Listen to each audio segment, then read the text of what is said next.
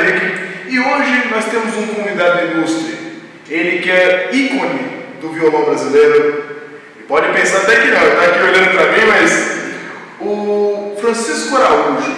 Francisco Araújo, violonista, nascido no Ceará, veio para São Paulo, criou sua carreira aqui em São Paulo. E hoje eu vou conversar com ele sobre sua trajetória musical, seus projetos, seus novos projetos. E vamos lá, vou dar um oi agora aqui. Tudo bom, Francisco? Como é que você está? Tudo bem, Brian, tudo bem. É um prazer estar participando desse programa. E logo na estreia, né? É uma responsabilidade. Eu estou muito honrado pelo convite. Muito obrigado pelo convite e pela oportunidade. Muito bem. Francisco, para a gente iniciar essa nossa conversa, nosso bate-papo, queria que você falasse um pouco para o público sobre sua trajetória musical, o que você viu, como é que foi seu nascimento violonístico? Sim. Vamos começar pelo violão. O violão no Brasil nasceu com a poesia, porque o violão é decantado na poesia brasileira, né? E eu, quando era menino, adorava ver aqueles versos de grandes letristas da MPB. Essa foi a minha primeira formação musical. Meu pai era um músico amador. E aí, meu pai tinha os discos daqueles cantores da era do rádio, e sempre se falava muito. Eu via, quando era criança, aquelas músicas que o violão nasceu junto com a poesia. O violão brasileiro tem uma história diferenciada da história de todos os países. Só os países latinos é o foco principal do violão, porque houve uma cultura musical nesses povos latinos, e o violão é o ícone desses movimentos musicais todos. Movimento musical tem que haver tradição e cultura, senão não tem movimento musical, tem modismo, e modismo é nuvem passageira. Então, quando menino, eu comecei pela poesia, e é o violão que está enquadrado na poesia. Havia muitas letras de músicas, de grandes letristas fazendo apologias ao violão.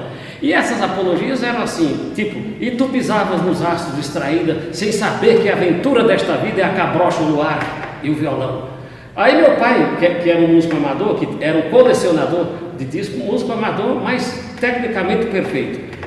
E ele então me mostrava essas poesias. Aí lá vinham os cantores do tempo dele, o Nelson Gonçalves: boemia que me tem de regresso, suplicando eu te peço a minha nova inscrição. Voltei para rever os amigos que um dia eu deixei a chorar de alegria, e me acompanha o meu violão. Aí vinha Noel Rosa. Olha quantas 1000 músicas tem no cancioneiro brasileiro. Nosso avô, que eu não esqueço, e que teve seu começo numa festa de São João. Morre hoje sem foguete, sem retrato e sem bilhete, sem luar e sem violão. E eu, quando menino, vi essas coisas todas. Aí no meu tempo, Chico Buarque de Holanda: não chore ainda não, que eu tenho um violão e nós vamos cantar. E eu dizia: puxa vida, eu pré-adolescente. O violão está ali, está inserido. O violão está inserido. Esse instrumento deve ser legal, a cabeça do pré-adolescente. Sim. E comecei a me interessar pelo violão por causa da poesia. E digo, o violão brasileiro nasceu com a poesia, porque ele veio das ruas para conquistar as salas de concerto. Isso é história. Ele veio das ruas para conquistar as salas de concerto. Ele conquista as salas de concerto quando ele já tinha um índice de popularidade e já havia movimentos musicais. E o que é movimento musical, minha gente? Movimento musical, para existir um movimento musical, tem que haver duas coisas: tradição e cultura, não é só o academicismo. E o violão já tinha esses movimentos musicais garantidos. As serenatas, no começo do século, não tinha luz, não tinha rádio, não tinha nada. O ponto de encontro musical era a serenata. Serenata sem violão é impraticável. Não existe, não pode existir. Aí vem um outro movimento. É um coro vocal, é um madrigal. É um madrigal, exatamente. Francisco, continuando nossa conversa, você falou sobre o seu pai tinha vários discos de violão. Exato. E conta pra gente, eu sei que você tem uma paixão também por Dilermando Reis. Nossa, é amor e paixão ao mesmo tempo. E uma pergunta, né? Qual foi a influência que Dilermando Reis teve na sua vida? Olha, foi a primeira influência que eu tive, a maior de todas foi o Dilermando Reis. Meu pai tinha todos os discos dele, inclusive os LPs, disco vinil, evidentemente, né, minha gente? Não existia CD, né?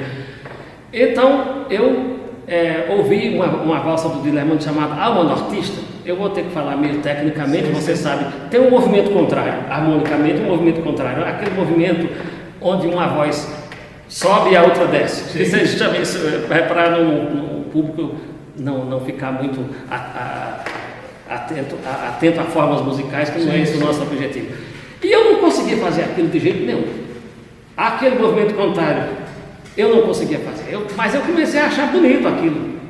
Mas aí, meu pai tinha todos os discos, 78 rotações, do Canhoto, do João Pernambuco, ele tinha tudo. Ele era um colecionador de discos. E então, isso me chamou muita atenção. Alma Nortista foi a primeira música que eu ouvi de Lermano Reis. Depois eu tentei tirar Prisma de Rosa. Rapaz, de ouvido foi um sofrimento, eu era um molecão de tudo. Mas meu pai começou então, veio que eu tinha vontade. E aí começou, foi meu primeiro professor, foi meu pai, Estevão Cipriano de Araújo. Eu vim do Ceará, como você disse agora há pouco, muito criança, eu vim com 7 anos de idade. Então, tudo que eu fiz na minha vida na música foi em São Paulo. Eu fiz tudo em São Paulo. E meu pai foi a pessoa que realmente começou a me dar as primeiras aulas, mas ele não sabia música, era um músico prático. Sim. E ele teve como você disse, uma formação prática, né? Não tinha essa colocação do erudito ainda. Não, não existia isso, não existia. Então, puxando um pouquinho a conversa, até teve uma outra entrevista que eu assisti algumas entrevistas suas, né? E, rapaz, até te chamaram de Aimoré. Sim. Até chega as confusões de informação, né? E eu queria saber como é que foi esse conhecer Aimoré e poder ser aluno, né? E esse estudo violonístico a partir de Aimoré. Sim, a partir do professor Aimoré, José Alves da Silva. Primeiro, ele foi parceiro do Garoto. Eu, quando conheci, evidentemente que o Garoto já tinha morrido. Eu nasci em 1954, o Garoto morreu em 55, então eu estava na mamadeira quando o Garoto faleceu, né? Eu conheci o professor Aimoré porque eu já sabia tudo sobre, eu já tive aquela formação empírica, né? Meu pai tinha um conjunto de choro, eu era um violão de 6 cordas, eu tocava, eu realmente fazia parte do conjunto regional do meu pai. Então, falaram para o meu pai, seu Estevão, meu pai chamava Estevão, né? O menino precisa estudar música. E eu também era cantor mirim, eu gostava de cantar, mas eu não cantava porque eu queria ser cantor, é porque meu pai era um cara muito rígido e eu só ouvia as músicas do meu tempo. E ele dizia, enquanto você ouvia essas músicas ruins, ele era muito linha dura, né? Você não pega no meu violão. Aí eu comecei a gostar do instrumento e tal, através da poesia, através dos discos, e ele falou, você precisa agora ouvir música boa, agora nós vamos começar. Aí ele ensinou, começou a me ensinar as posições, mas para eu ser um acompanhador. Sim. Depois eu fui tentando tirar músicas de solo e tal, aí já ia para os discos, já pegava pelos discos. Aquilo foi muito bom para mim, porque foi um aprendizado empírico. Mas enfim, falaram, Estevão, você deve o menino para estudar música. Aí meu pai, para procurar um professor, a gente era muito pobre, eu não tenho vergonha de dizer isto, meu pai pegou e fez o seguinte, foi procurar um professor e disse, esse menino precisa estudar música com o Aimoré. Meu pai disse, esse nome é índio, meu pai nem não sabia quem era o Aimoré, né? Sim. E ele fez dupla com o Garoto na época dos anos do rádio. O Aimoré a dupla foi de 1930 até 1938, o Garoto começou com a Aimoré, depois o Garoto veio para o Rio, aquela história toda, viajou com a Carmen Miranda, o Bando da Lua, mas isso foi depois. E o Aimoré, então, quando me viu tocar, falou assim para o meu pai, olha, eu vou deixar o menino para conhecer um universo, vou orientá-lo para que ele conheça um universo musical que ele não conhece. Ele vai estudar música, ele vai estudar teoria musical. E ele vai conhecer o universo do violão erudito, porque, pelo que eu estou vendo, disse o Aimoré, do popular, ele já conhece tudo, não vai ser novidade, eu vou botar ele aqui para acompanhar, ele vai ser um acompanhador a mais, isso você já fez para ele, isso não interessa, então você vai conhecer um universo que você não conhece. Aí falou para mim, a primeira vez que eu vi falar sobre Tárrega, foi com o Aimoré, falou sobre Tárrega, falou sobre Segovia, falou sobre Mário Giuliani, falou sobre Agustín Barros, e aí começou a me mostrar coisas que eu nunca tinha ouvido falar. Quer dizer, foi uma coisa para mim, ele mostrou para mim um universo totalmente novo que eu não conhecia. Você poderia dizer que foi um divisor de águas na sua vida? O Aimoré foi um divisor de água na minha vida. Posso dizer? Eu vejo que você fala com muito orgulho, né, desse período que você passou. Falo sim, porque realmente ele foi um professor e foi assim o meu segundo pai, porque o primeiro foi meu pai mesmo, mas o Aimoré foi o meu segundo pai. e até tenho histórias para contar muito bonita, porque quando eu cheguei na casa do Aimoré, meu pai tinha 7 filhos. Meu pai tinha 28 anos e já tinha 7 filhos. Naquele tempo, né, as pessoas rezavam bastante e os filhos iam nascendo. Como televisão, né? Aí meu pai já era moço quando ele tinha já os 7 filhos. E a gente era pobre, não podíamos pagar uma escola de violão. Primeiro, sempre foi caro, né? Me levaram no conservatório, na época chamava Vila Lobos, era um conservatório que tinha aqui em São Paulo, na Avenida do Estado, hoje não existe mais. E naquele tempo só tinha os conservatórios, não existiam faculdades de música, razão pela qual eu não as fiz. Então, me levaram, mas minha mãe não queria deixar, porque eu era muito criança, para pegar ônibus, e não queria deixar. Aí, mas procura um professor particular, eu estou me referindo ao Aimoré. Até isso ele fez para mim. Cheguei na casa dele, quando foram falar de preço de aula, meu pai disse, olha, eu não posso pagar, porque eu sou operário, eu não ganho salário mínimo, como é que eu vou pagar? O senhor Aimoré disse, muito bem, quanto é que o senhor pode pagar? E meu pai falou o preço que poderia pagar, era muito abaixo do preço que o Aimoré tinha proposto. E meu pai falou isso para ele, ele disse, o senhor deixa o menino aí. Só que os dois eram muito ranzinhos. O Aimoré falou, se estudar, fica. Aqui tem que estudar. Era assim a coisa. Mas assim, eu acho que assim que funciona, né? Funciona. Ele pegou assim, estudar, fica. Aí eu fui ganhando terreno, comecei no Bona, né? Aquele tempo tinha que bater o Bona, primeira e segunda parte do Bona. Né? E bati todo o Bona. Aí ele pegou e falou para mim, você, agora é o seguinte, você está indo muito bem. Depois, com 6 meses, ele me deu o violão. Mas tive que bater com 3 meses de estudo. Eu tive que estudar o Bona todo. O solfejo cantado estava... Estava de prima, eu sabia toda, até os intervalos de terça, do mi, ré, fá, mi, sol, lá, sol, si, lá, do, si, ré, do, mi, aí depois começava ré, fá, aí vai, eu cheguei a decorar, eu cheguei a decorar os intervalos sem saber que intervalo era uma diferença de altura que tem entre um som e outro, eu não sabia nada, mas decorei tudo. Acaba numa primeira situação decorando mais do que entendendo. Exatamente. Né? Foi isso que aconteceu. Aí o Aimoré pegou e com 3 meses ele falou, você vai chama o seu pai para vir aqui. Eu falei, acho que eu aprontei alguma coisa. Ele falou assim, chama o teu pai. Eu falei, puxa vida, acho que eu não estou agradando o homem aqui. Meu pai falou, o que você aprontou, Francisco? Eu disse, não foi nada, é que ele quer falar com o senhor. Ele chamou, expôs uma benevolência da parte dele. Falou, olha, seu filho está indo muito bem, o senhor não paga mais. Aí daí para frente me deu aula de graça. Então quando eu falo do Aimoré, do violonista e compositor Aimoré, eu falo realmente com muito carinho. Isso é fantástico. Francisco, e hoje, por exemplo, né, a sua formação, você estudou com Aimoré, mas você se formou no Conservatório de São Caetano, correto? Exatamente. São Caetano do Sul, né? Exatamente. E nos estudos violonísticos, nos estudos musicais, você acha que hoje você é mais intérprete ou mais acadêmico? Olha, essa pergunta, eu acho que sou mais intérprete e menos acadêmico, porque eu me transformei em compositor. Sim. Por questões por circunstâncias da vida profissional mesmo. Eu sempre gostei de compor. E eu sou hoje intérprete de mim mesmo, mas como é que eu me transformei em intérprete de mim mesmo? É uma história também muito pitoresca, porque eu fui para a Espanha em 1984, Segovia ainda estava vivo. E eu tive o privilégio. E até vou perguntar sobre o Segovia, tem umas dúvidas sobre isso aí também. Ah, sim, eu gosto de esclarecer essas dúvidas, porque as pessoas têm falado mais. Tive o privilégio de vê-lo uma única vez, e foi ele que me aconselhou a seguir a carreira de compositor, que eu estava ainda na dúvida. Tudo que eu fiz, antes, até 1984, raramente eu tocava uma obra minha em público, que eu não sabia mesmo se eu era compositor, eu ficava naquela e tal, mas estudei com o Kohreuter, fiz harmonia funcional, estudei com o Guido Santorsola.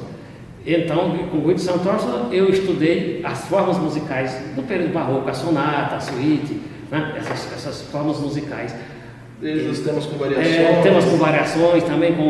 Isso eu estudei com o Santorsola. E com o Kohreuter foi a harmonia funcional e a estética e a composição contemporânea. Foi com o Kohreuter. Francisco, isso você respondeu muito bem, que foi a questão do ser intérprete, né? Sim. E hoje você é compositor, né, Francisco? A gente está trabalhando nesse primeiro bloco, um pouco da história do Francisco, para vocês conhecerem um pouco mais de violonista, também um estudioso da área musical também, não podemos deixar.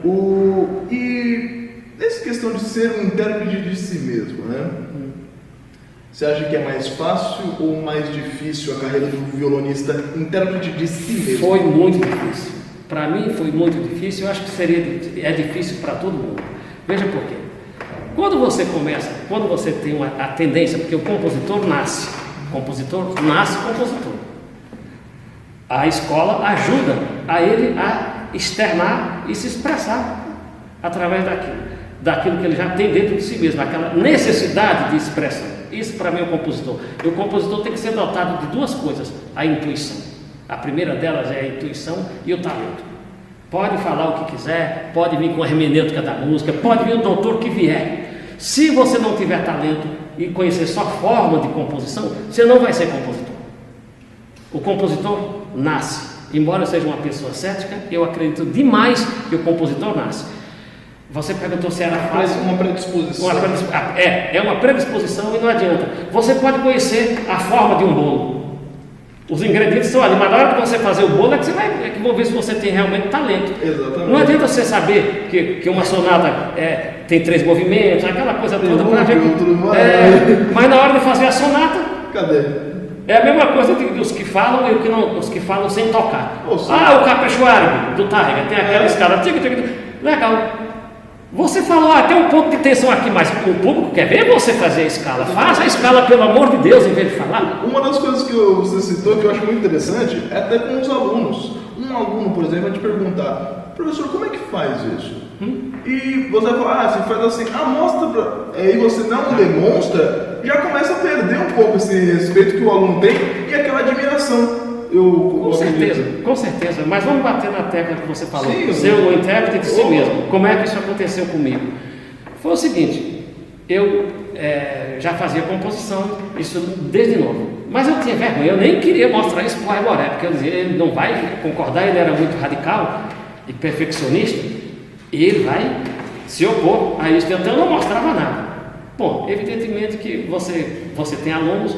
Você sabe que o aluno hoje, modernamente, antigamente não era assim, mas modernamente o aluno é um filho que você faz e diz: olha, está aí o mundo. Sim. Você tem que reconhecer que esse seu aluno passou aquela etapa e ele agora tem uma outra fase. Sim. Mas o Aimoré não entendia isso. Para ele, professor era professor, aluno e esse é eternamente aluno. Então não mostrava nada.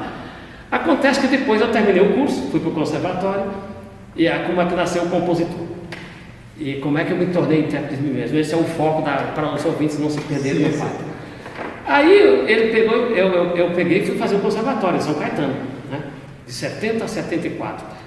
Eu me apresentei em público, sempre e até aí nada de mostrar nada meu. Eu só tocava coisas dos outros. Os compositores que eu tocava, Albêniz, que eu adoro, Agostinho Barros, esse é meu guru musical. O dia que eu ouvi a obra de Barros, para mim, acabou. Mas assim, o Aimoré me mostrou, então, Mário Giuliani e Fernando Só. Carcaça dentro de uma perspectiva mais didática, de estudo. Mas os compositores, Fernando Só, Mário Giuliani, para mim, são os compositores do período clássico que eu mais admiro, que mais marcaram a minha vida. Então, legal. Saí do Aimoré e fui para o Conservatório de Tatuí. Fui dar aula no Conservatório de Tatuí. Fiz um concurso, naquela época era concursado. Em 70 foi em 76, o Conservatório de Tatuí, 10 de fevereiro de 1976, quando eu fiz o concurso. Isso é memória, hein? É prática também, a memória, minha gente. Agora, como é papo de estudo, a memória é um treino. Exatamente. Se você não treinar, atrofia. É um músculo, né?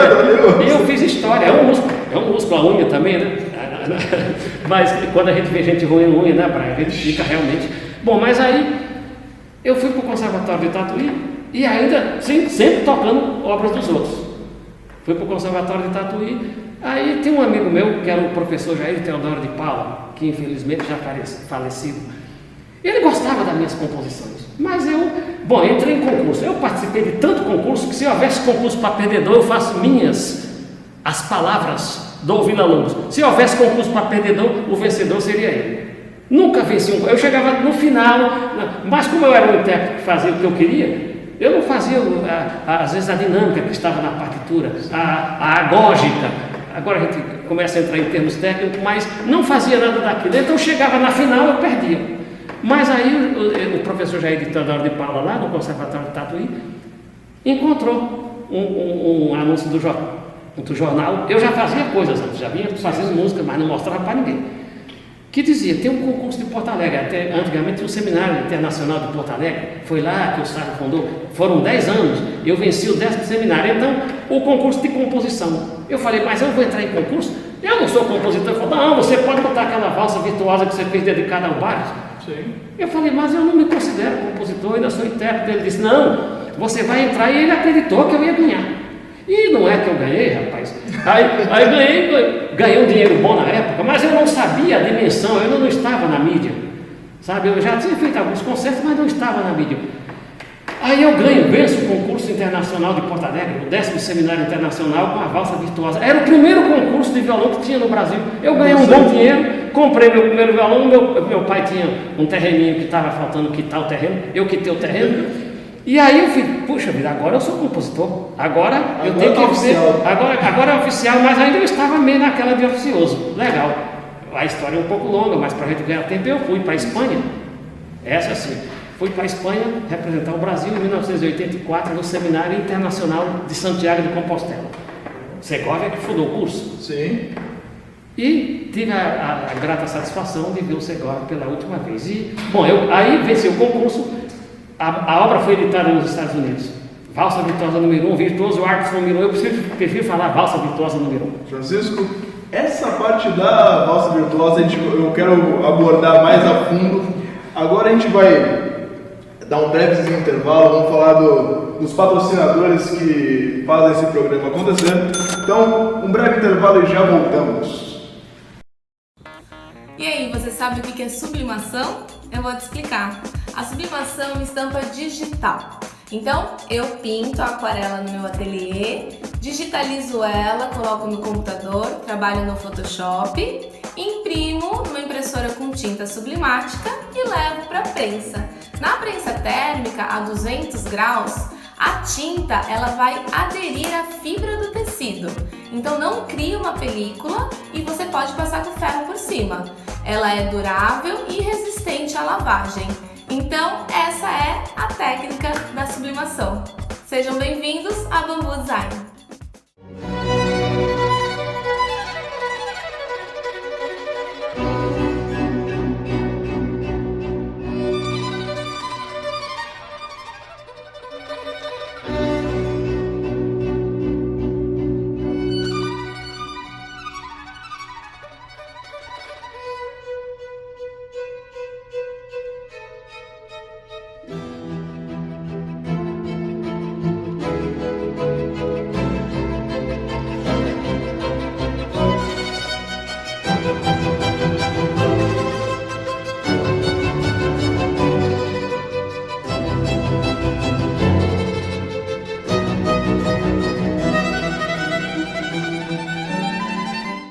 Na estreia do programa Metal Live, entrevistaremos o vocalista de uma das bandas expoentes do metal nacional. Estamos falando de Luiz Carlos Lousada, vocalista do Vulcano.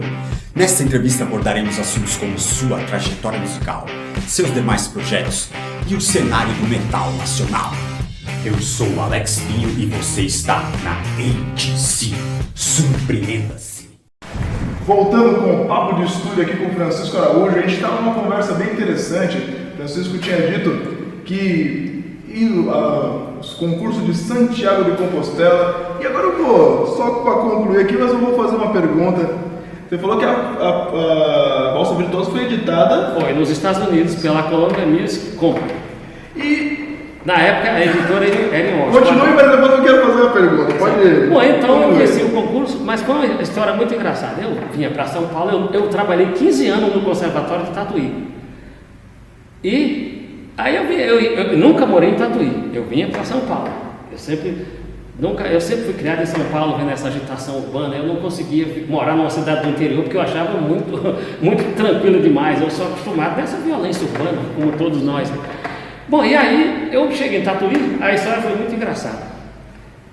E aí eu peguei o jornal Estado de São Paulo, e estava escrito assim: cearense vence concurso de violão. Eu não fiz nem saber quem era. Eu falei, eu devo na minha terra. Eu botei o jornal no canto, falei, depois eu fui dar aula, eu da minha terra, do Ceará, cearense.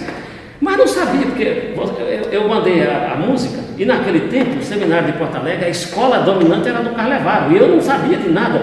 Eu também era um ilustre desconhecido. Sim. Eu ganhei internacionalmente desconhecido. Era totalmente, ninguém sabia quem eu era. E eu estava interessado mesmo, era na grana do concurso, que era boa na época, né? Isso que eu estava interessado. E as pessoas estavam pensando que chegaram em Porto Alegre, iria chegar o vencedor do concurso. Eu não sabia a dimensão do concurso, a dimensão midiática. Não sabia nada. Cheguei, peguei um avião aqui, aquele tempo não tinha Cumbica, era o aeroporto de Congonhas, né? Sim. Peguei o avião, cheguei em Porto Alegre, a moça falou, temperatura 0 grau, nunca tinha pego um avião até, então é muito pitoresca essa história, né? Aí eu cheguei na Faculdade Palestrina de Música, que era o patrocinador do seminário, era a Faculdade Palestrina, e me lembro até a rua General Vitorino, 305. E aí, rapaz, as pessoas esperando, o sujeito todo de terno, e eu cheguei em Porto Alegre, quando o avião está descendo no aeroporto de Salgado Filho, temperatura 0 grau, eu falei, errou, porque até agora estava 25 lá em São Paulo, eu não sabia de nada na minha cabeça. Enfim, eu chego na Faculdade Palestrina, quando eu toco a campainha, a moça veio atender, e eu disse, olha, eu estou com aquele vento minuano, que é aquele frio danado de camiseta, porque eu saí daqui de camiseta, eu queria era meu dinheiro, eu estava fora da realidade. Chego, no ano que eu entrei em Tatuí, isso aconteceu em 1976, 7h30. Aí eu cheguei, a moça falou, eu disse, olha, eu venci o concurso. Aí ela disse, como? Tu tá? Quer dizer que tu venceu o nosso concurso? Ela estava esperando um cara assim. O interno na base, tudo concurso. A escola do Carlevara que dominava o concurso de Porto Alegre na época. Aparece um cearense, um cara desconhecido. Bom, aí eu entrei quando eu entro,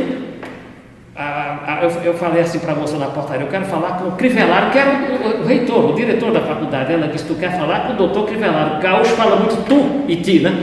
Aí foi engraçado, eu estou com aquele vento minuano, chama minuano aquele vento. Eu estava com o cabelo todo úmido. Ah, rapaz, me levaram, eu era o cara. Aí que eu fui ver que eu era o cara, né?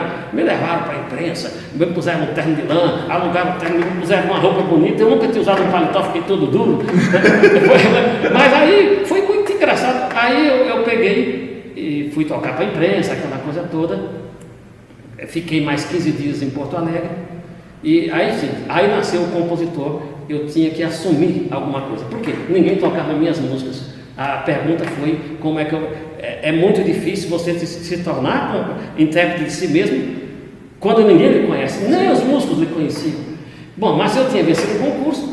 E o Marlos Nobre, o compositor, Marlos Nobre e Esther Sclia, que foram unânimes em me dar... Eu nem conheço nenhum dos dois. A Esther Sclia já faleceu. O Marlos Nobre, graças a Deus, ainda está vivo.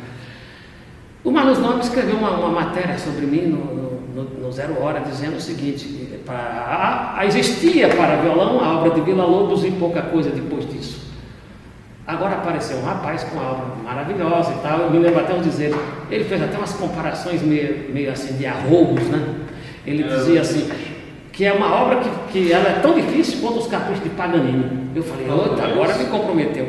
Mas aí não era eu que era para tocar a música. Era muita moral, né? Era muita moral, mas me chamaram porque não tinha quem tocasse a minha música. Não havia quem tocasse.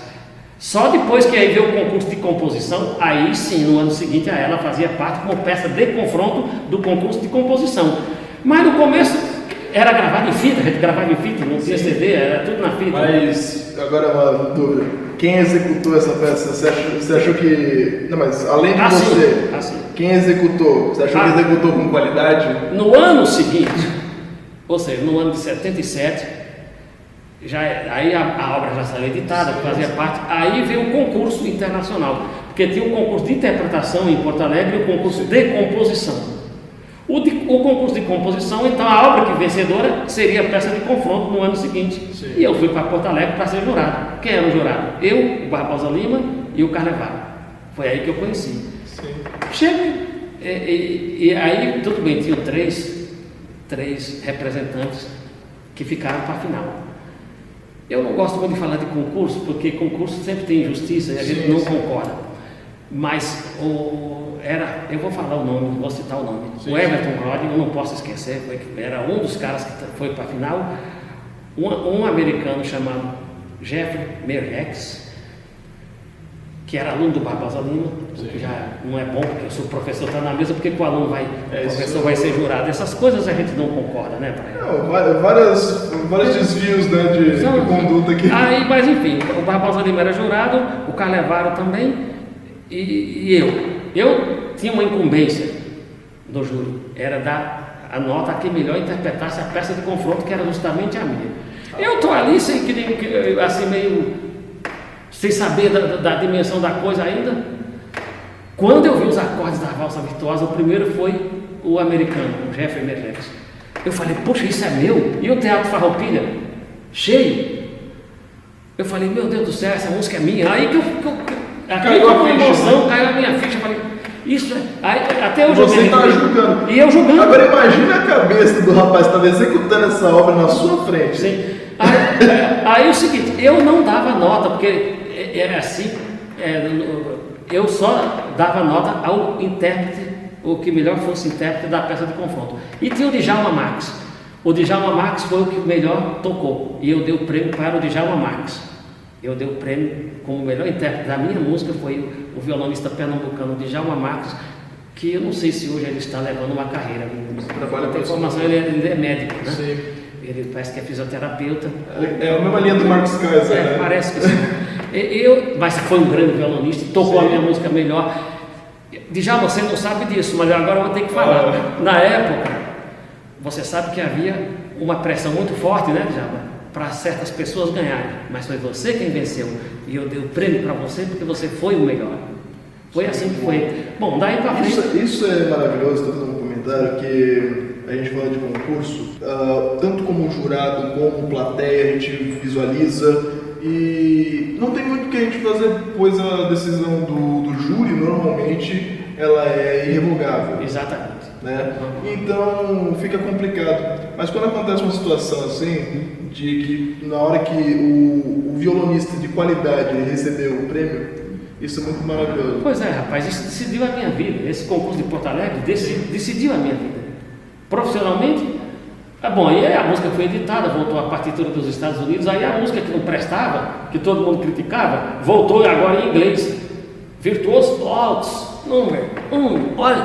E eu não sabia nem pronunciar, e estava todo escrito na minha biografia, eu só entendia na época. O nome? O nome é pitoresco essa história. Porque o Sófocles Papas, que era o dono da Colômbia, veio entregar o prêmio para mim. E eu não sabia falar uma palavra em inglês, e o outro só falava inglês. E eu ali no palco, não tinha um que nem se pensava nisso, né? Eu ali, ele falando, o Barbosa Lima do lado ali e tudo, que era bem que o Barbosa Lima, foi o Barbosa que trouxe. Sófocles Papa era um grego, que era o dono da editora Colômbia. Eu falei, meu Deus do céu, o que eu vou responder? Ele falando em inglês e eu não estava entendendo absolutamente nada. Aí chegou uma hora que ele falou assim, congratulations, eu disse tanto. Acabou. Foi a única palavra. Maior nível de conversação.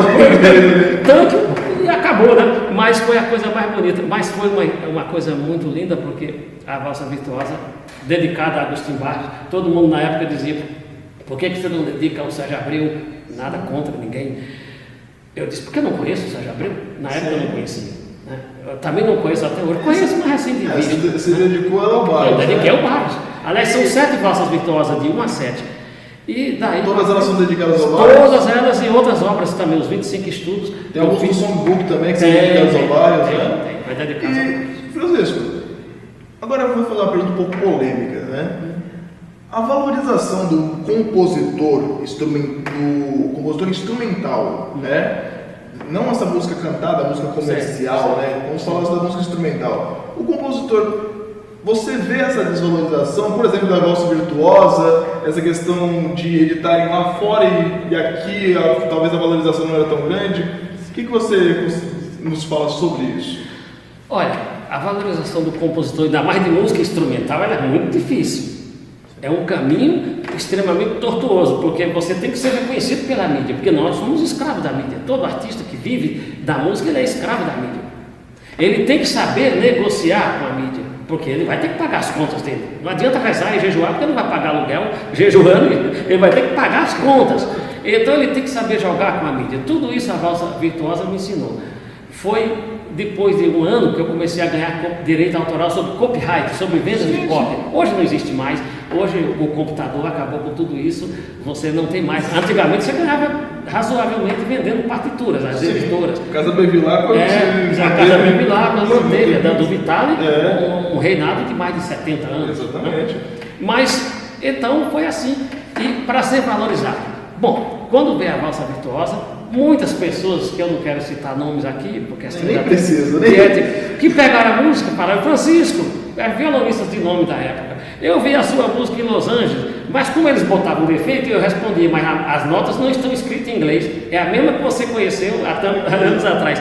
Bom, aí, depois que ele editou lá, todo mundo quer, né? Ficou, todo mundo valorizou, e mesmo que, porque ele é difícil, das minhas obras de composições, são 600 obras que fiz para violão em 35 anos de trabalho, 600 obras, e quando me dá vontade eu faço de novo, eu chego, escrevo, toda a minha obra está escrita, mas a valsa virtuosa foi assim o caminho que abriu tudo, abriu também para o negócio de concerto, mas também a confusão, você perguntou antes, ser intérprete de mim mesmo. Sim. Rapaz, eu paguei um preço caro, porque quando eu chegava, eu era conhecido como Francisco Araújo, que tocava Albêniz, que tocava Fernando Só, que tocava Agostinho Barros, que tocava Granados. Era um intérprete violonista. Um intérprete normal, eu fui formado para isso. Sim. Mas para eu fazer essa reversão de imagem, Braia, foi muito difícil. Porque aí eu sumi da mídia um pouco, que falaram para mim, você tem que tocar isso, você tem que... Não, eu falei, eu quero tocar minhas obras. Foi difícil. Eu tive que fazer uma reviravolta, foi aí que em 84, então, indo para a Espanha, isso eu chorei. E aí saiu, a imprensa sempre fala às vezes umas coisas que a gente tem que rebater. Eu não compactuo com marketing mentiroso. Nunca fui aluno de Segovia. Esse é um ponto que a gente não tenho que falar isso, nunca fui, porque ninguém foi. Porque o Segovia não dava aula para ninguém. Ele fazia o masterclass, porque ele não... dava mas é um ícone, então ele comemorava-se os 90 anos dele. Sim. E aí eu fui, quando ele fez uma palestra, só uma palestra, e a empresa já saiu falando que eu era aluno. Mentira, eu nunca fui. Eu fui aluno de José Alves da Silva, Aimoré. O que houve foi uma palestra do Segovia. Justamente, Francisco. Esse é o ponto. É o que a gente está falando da mídia, né? Aqui, a gente está tentando, no papo de estúdio, justamente, trazer uma conversa firme, séria, né? E é triste, né? Às vezes a mídia quer vender, isso é fato. É fato. É o papel dela, né? Qual que era a matéria mais bonita? Francisco Araújo foi lá assistir uma palestra de Segovia, um masterclass, ou Francisco Araújo, aluno de Segovia. E até então, eu não tinha gravado nenhum CD até então. Como solista não, eu já tinha gravado sim, eu já tinha uma certa discografia, mas participando de casos isolados. O CD veio só em 98. Então veio, mas a palestra do Segovia lá em Santiago era a seguinte: Braia, você precisava, qual é o professor que você tem que arrumar para você? Então tinha você, tinha o Alan, que está aqui, que é grande violonista. Daqui a pouco ele vai aparecer aqui com a gente. Aí tinha esse pessoal todo.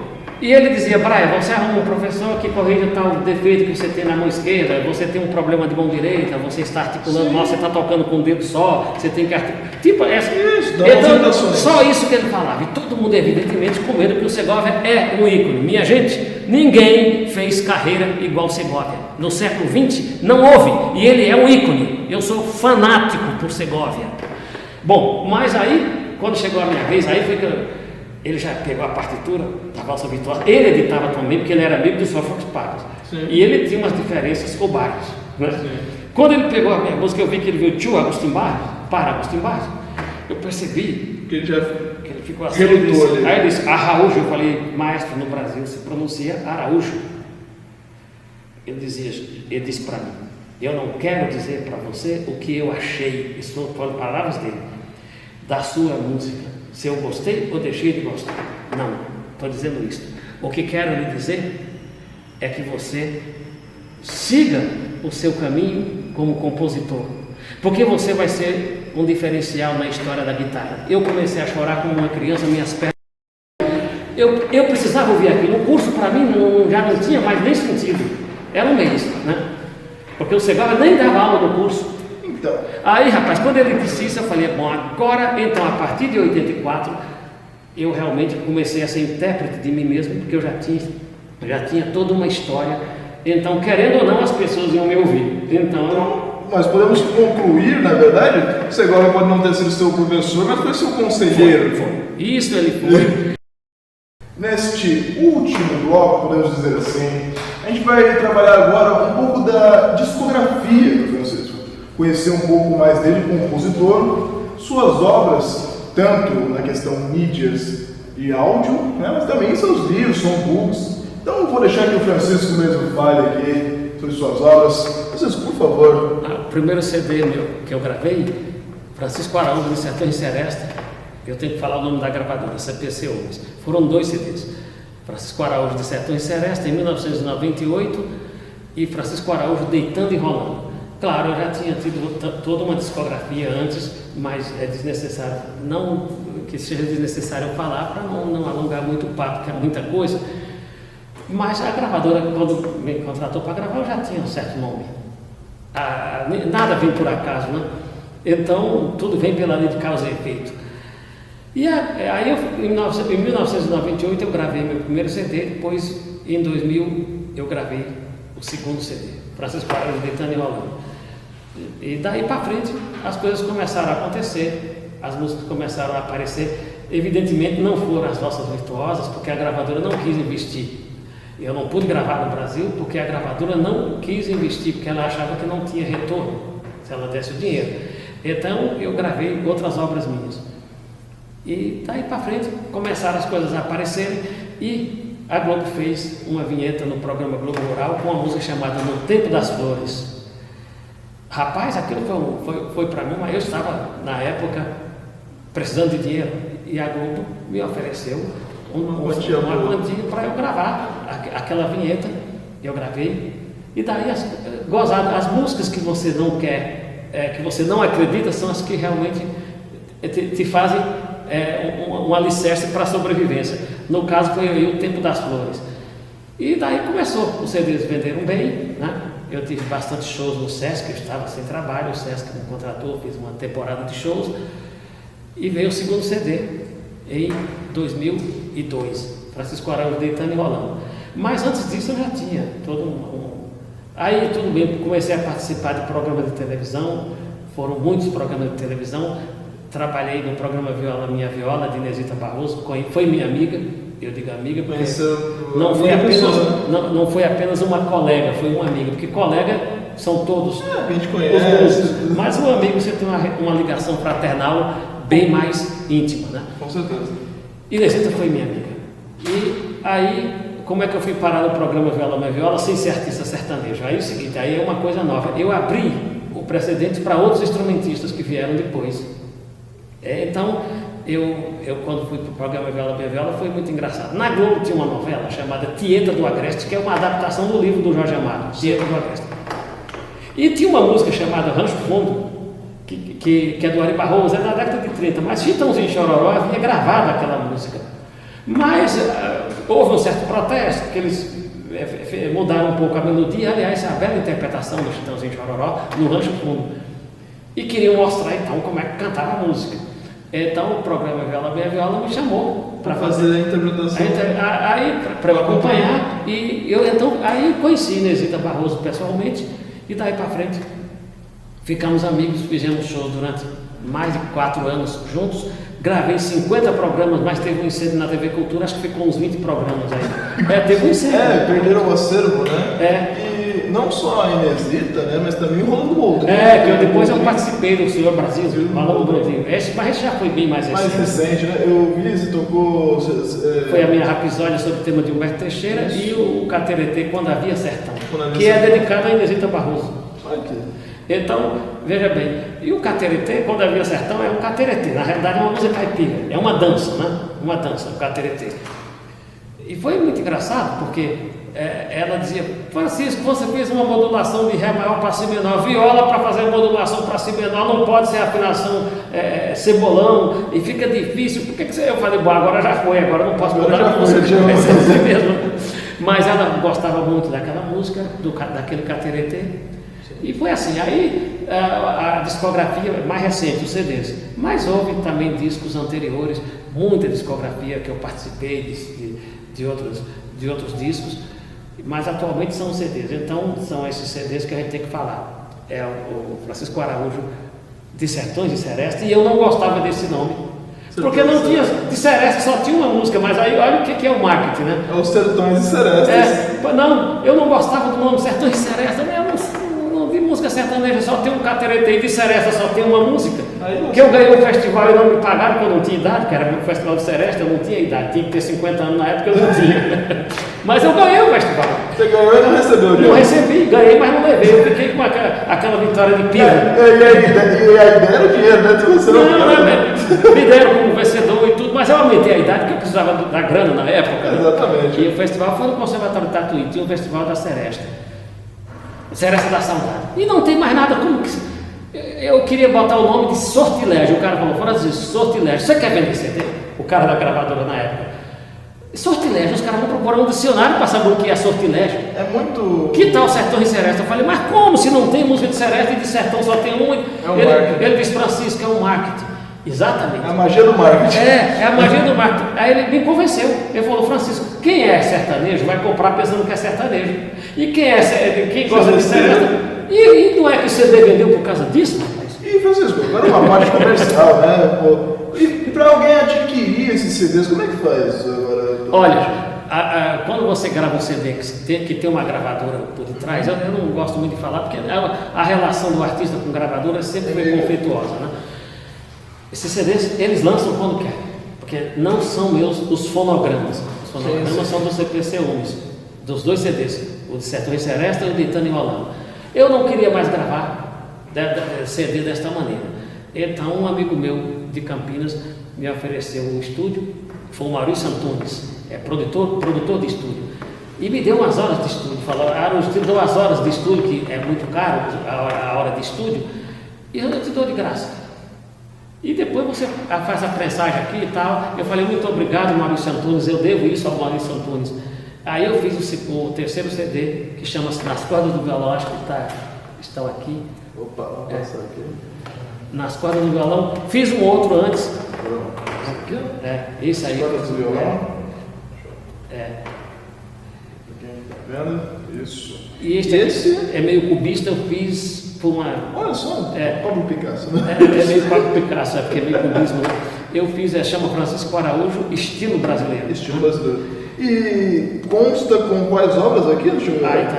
Tem Amizade Colorida, Rainha do Mar, O Calor da Hora. O Calor da Hora. Que é um show. Artimanhas, é um show. É um choro também que eu já. Que é dedicado a Maestro Radamés Yatta, que eu tenho uma profunda admiração, um compositor brasileiro. Esses foram recentemente. Esse é de 2000, esse aqui é de 2008, o Francisco Araújo, estilo brasileiro. E esses dois aqui foram independentes? Todos, aí sim. Aí já Francisco Araújo para o Francisco Araújo. Eu já não quis mais gravadora, porque é o seguinte, eles ficam donos do fonograma e você não pode fazer nada, eles dificultam a sua vida. Claro, se houver, por exemplo, uma gravadora que me pagar, eu quero 10 mil reais para gravar, vocês me pagam, vocês não vão ficar todo no fonograma, quando eu morrer vocês vão ganhar deles. Exatamente. Vão ganhar dinheiro a vida inteira. Mas pelo menos já fecha o valor, né? Pelo menos eu fecho o valor, vocês me pagam como o Dilermando Reis fazia. O Dilermando Reis fazia isso, né? Ele não tinha contrato com a Continental, ele vendia a ideia, a Continental comprava, porque ele já tinha nome. Então, a gravadora não faz nada por ninguém, né? Não tem. Eles querem o lucro, né? Mas é uma questão comercial, como a gente já havia dito. Comercial, dentro disso que a gente tem que pensar neles. Não adianta a gente ficar reclamando, porque a gente tem que dar para eles aquilo que eles são. Eles não são músicos, eles são comerciantes. Músicos somos nós. Eles fazem e a gente não pode, não é nem falar mal, nós não estamos aqui nem falando mal, mas a gravadora é isso. Mas você precisa deles no começo. Depois você tem que ficar independente, porque senão você não faz nada. Exatamente. Bom, e nessa independência, por exemplo, esse daqui é via compositor, como é que tudo compositor, tudo é para. Você pode encontrar o Francisco no Facebook, né? Pode. Facebook tem algum site? Não, no Facebook tem, mas pode ligar para mim, eu posso dar o telefone? Isso, por favor, faça. Pode ligar para mim no WhatsApp 92434286. DDD 11, né? DDD 11. Então, quem quiser adquirir os CDs aqui, esse Nas Cordas do Violão, ou o Francisco Araújo Estilo Brasileiro. Podem entrar em contato diretamente com o Francisco e adquirir CDs também. Os violonistas, amantes da música instrumental, um material desse aqui ter na sua coleção é sempre muito importante. E Francisco, mais uma coisa é a parte escrita também. Você tem um material, alguns songbooks, partituras, né? Tem, inclusive. Esse é o songbook, o primeiro. Songbook, esse aqui é nas cordas do violão, né? Que é o nome do CD. O nome do CD você já colocou aqui. Eu, na época, eu pretendia fazer as músicas do CD aí, mas saiu muito caro e eu não tinha dinheiro. Aí os amigos meus fizeram um crowdfunding, porque essa edição é cara, você vê que é um papel muito bom. E a editora Legato, eu gostaria de mostrar, ela que Legato? Que é do Ivan Pascoito, aliás.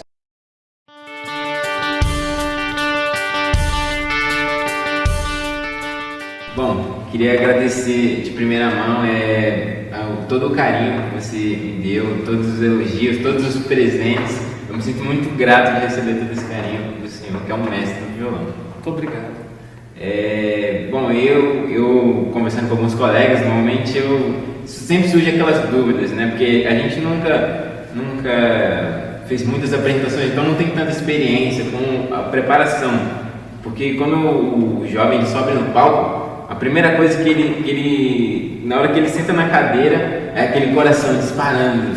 E aí você fica naquela, eu começo a tocar, eu respiro, eu olho para o público, eu cumprimento, eu falo que eu vou tocar, para onde que eu vou. E eu queria saber como o senhor se prepara para uma apresentação, um repertório grande, assim, você acha? Sim, muito obrigado. Essa pergunta é muito interessante, Alan, porque antes de falar, eu vou fazer um pequeno preâmbulo. Todas as vezes que você for tocar, a primeira coisa que você tem que fazer é se preparar. Você estuda, se prepara, trabalha. E quando você for tocar, tenha uma coisa em mente. Tocar é um dia de festa, não é um duelo de gladiadores. Tocar é a melhor coisa que você pode fazer, porque você tem talento e natureza para isso. Tem uns que não tem, você tem. E tem uns que não tem. Ficam estudando demais. Você tem que pensar o seguinte: se você vai para o palco, pense nisso. Primeira coisa, se não se preparar, não adianta rezar, porque o santo não vai ajudar. O santo baixa o palco, se não estudar. Então, se preparar e saber que você está ali, porque tenha sempre isso em mente. Você se preparou, você vai dar o seu melhor. O que acontecer será um acidente de percurso, porque pode acontecer com qualquer um. Agora, o artista nunca pode ser medido pelas notas que ele erra, mas sim pelas notas que ele acerta, que muita gente às vezes não mede. Muitos colegas nossos às vezes tem alguns, não são todos, evidentemente que tem exceções, graças a Deus tem exceções, que vai assistir você para ver aquela parte difícil da obra e se você acerta. Quando você acerta, eles ficam todos com a cara de tacho. Poxa vida, ele acertou, que coisa, eu achava que ele ia errar. Mas a gente não pode botar isso na cabeça. Então eu tenho que tocar, é um dia de festa. Então eu me preparo antes, como você perguntou agora, entrando na tônica da pergunta, eu me preparo muito antes. O meu nervoso não é no dia do palco. Como eu disse, no dia que eu vou tocar, para mim é um dia de festa. E é assim que deve ser, um dia de festa. Porque você vai doar para aquele público o que melhor você sabe fazer. E se você se arriscou, entre aspas, arriscar aqui entre aspas, se você se propôs a tocar, é porque você realmente tem alguma coisa para dar, para oferecer. Então, eu fico nervoso, cada um tem uma reação, eu estou falando da minha.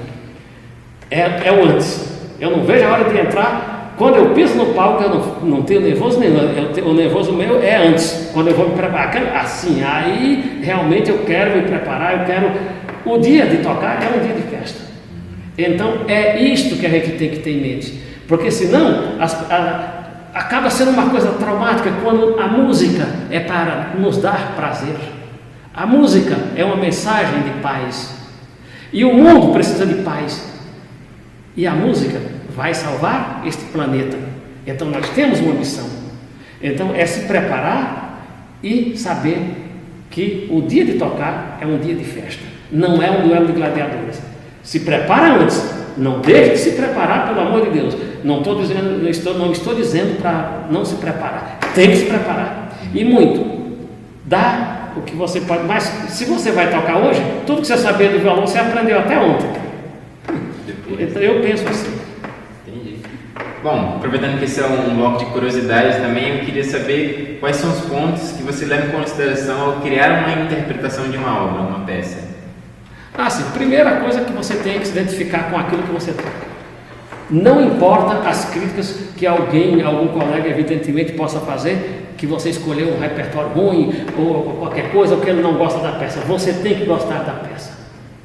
Se você gostar da peça que você está tocando, da obra que você escolheu para interpretar, então esse é o primeiro critério, gostar da música. Ver evidentemente os pontos difíceis que a obra tem, né? Ver os pontos difíceis, estudar devagar, separadamente.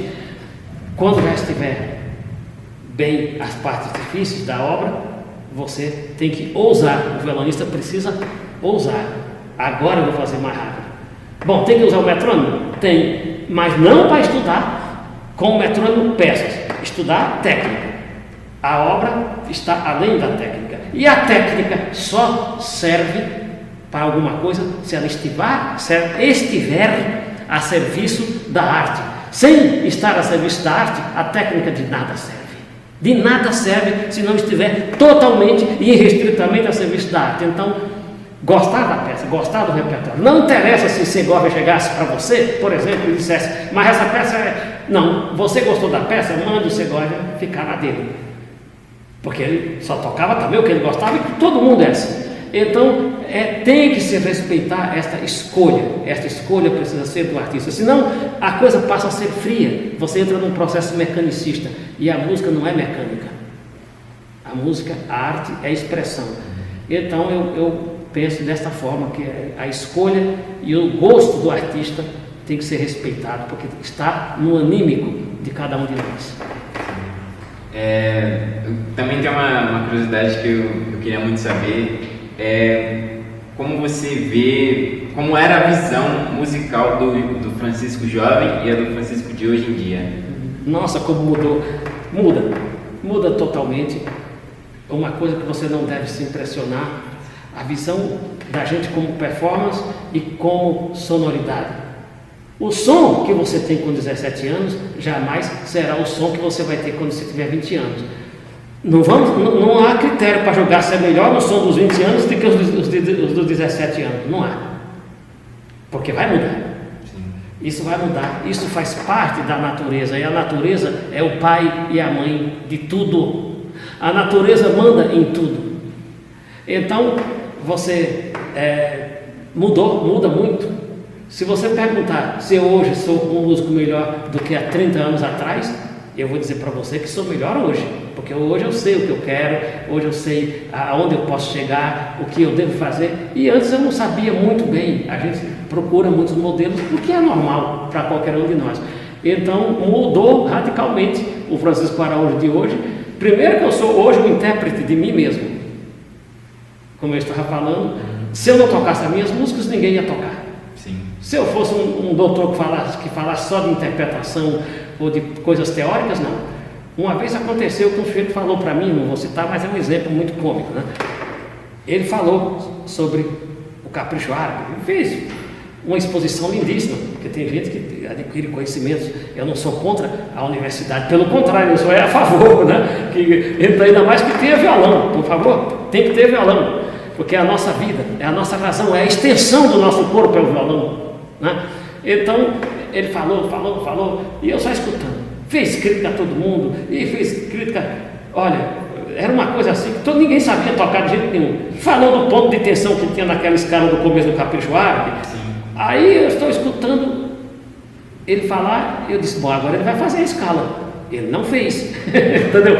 Então eu acho que tem que respeitar os teóricos, é preciso que haja de tudo, mas as pessoas não podem menosprezar quem é performance, porque você sabe o quanto de trabalho, você já sabe disso, né? Sim, tanto a parte teórica como a prática se complementa.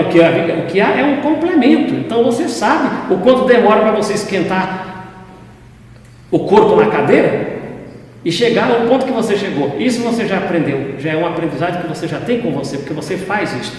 Então, a gente tem que respeitar todo mundo, mas cada um na sua. A gente, é o que às vezes as pessoas esquecem, eles generalizam muito, né?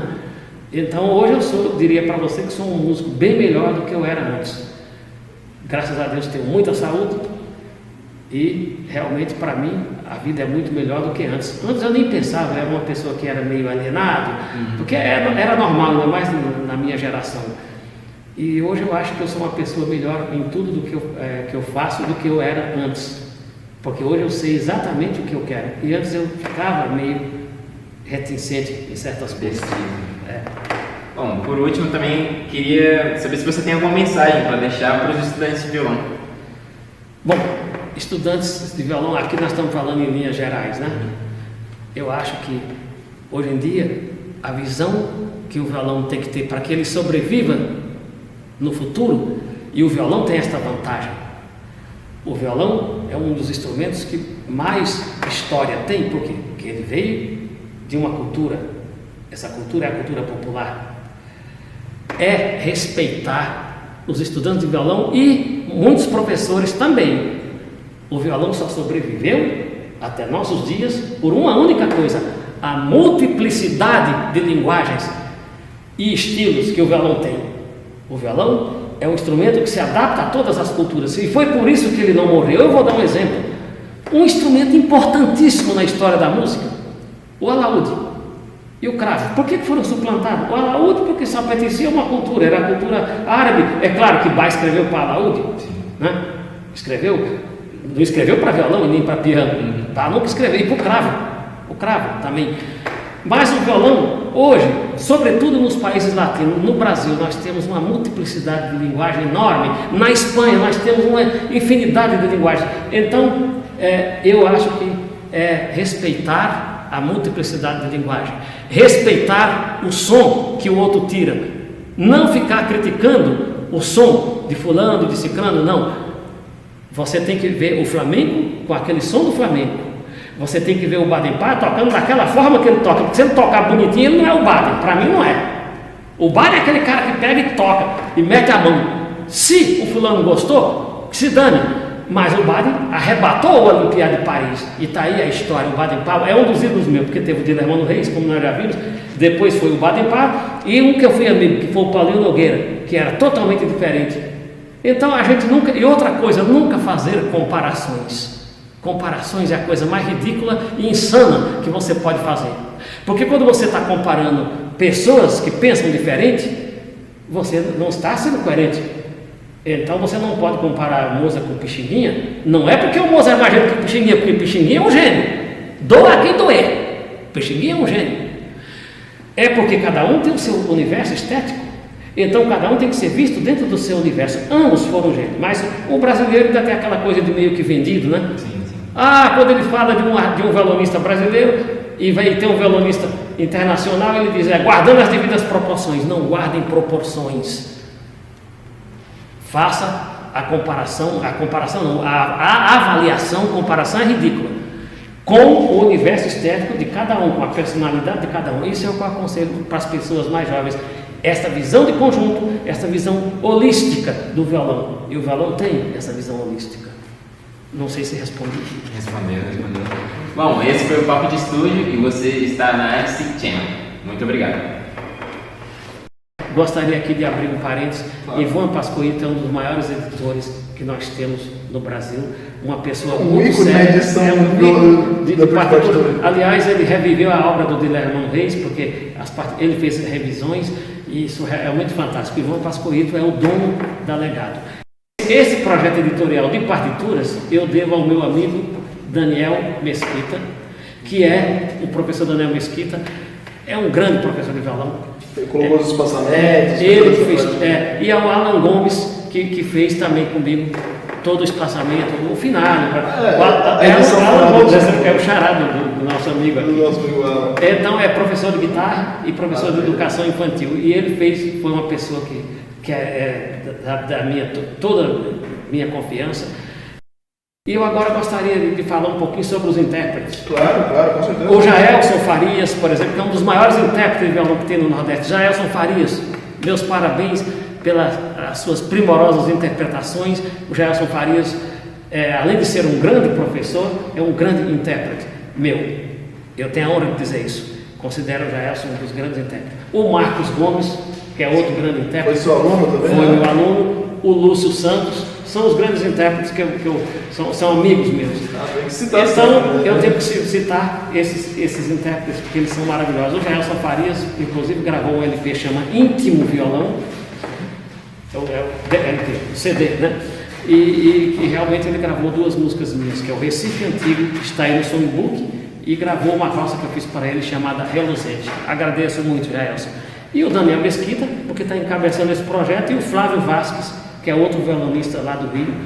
Quero agradecer ao Núcleo de Mongaguá. Foi a última apresentação presencial que eu fiz ao professor Evandro. Me fizeram uma homenagem das mais lindas.